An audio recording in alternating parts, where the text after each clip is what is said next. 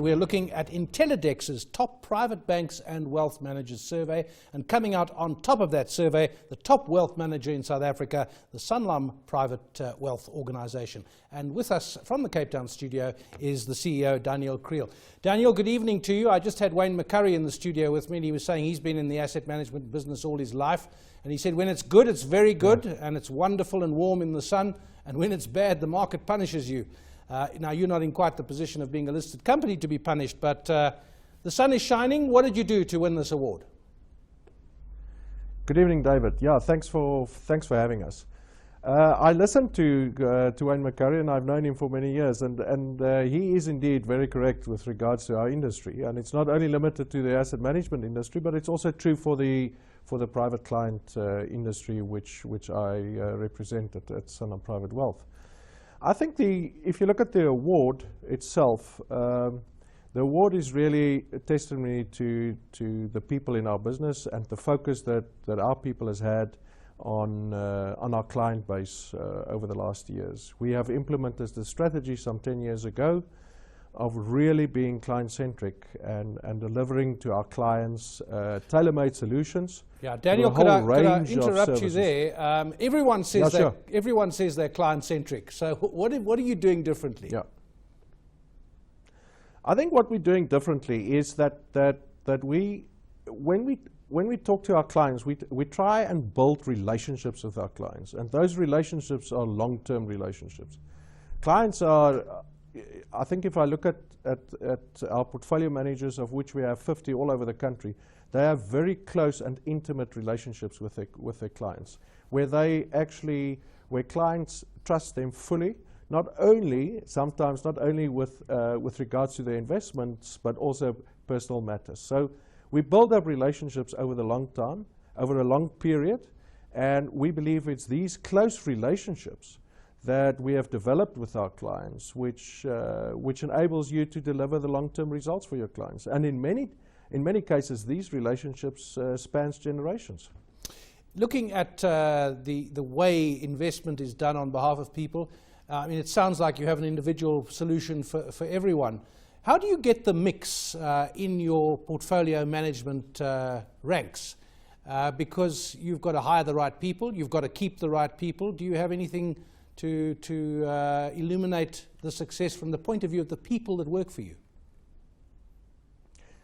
David, you're touching on a very important factor there, and that is the people. And I strongly believe that the success that we've had at Sanlam Private Wealth is due to the people that we have employed and the team that we've built up over the years.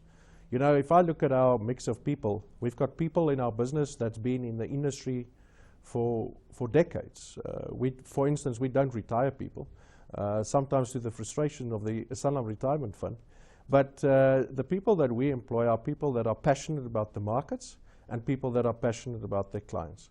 So the mix in our business is a healthy mix of older, well-experienced people together with young, bright stars with twinkle in their eyes that want to do something, want to get somewhere, that are passionate about the markets. But these people are all, they share a common value system, and that is what is important for us.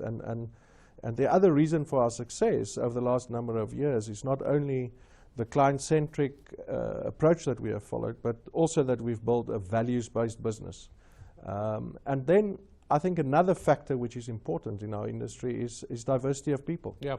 Because good investment decisions are made when people debate investment issues, when they debate which shares are going to be bought and sold, and where they differ. So a robust process is very important in any successful investment. Haven't you also got to be careful? You've got to keep a balance between, on the one hand, having robust debate. On the other hand, you've got to have a common kind of thread. So you don't want any one voice to be too strong, but you do want strong voices, if I can put it like that. You do want strong voices, but at the end of the day, it's your chief investment officer that takes responsibility for the investment process and the outcomes that delivers.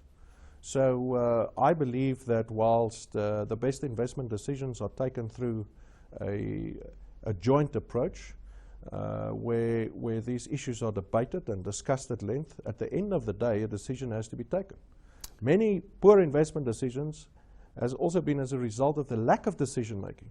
and the Chief Investment Officer takes responsibility for the process and the outcome of that process. And somewhere, somebody's got to take a decision. And if that's necessary, we have in our Chief Investment Officer, Alwyn van der Merwe, we have somebody that could take the decisions in consultation with the talent that we've got in the business, but at the end of the day, he's responsible. The buck stops with him.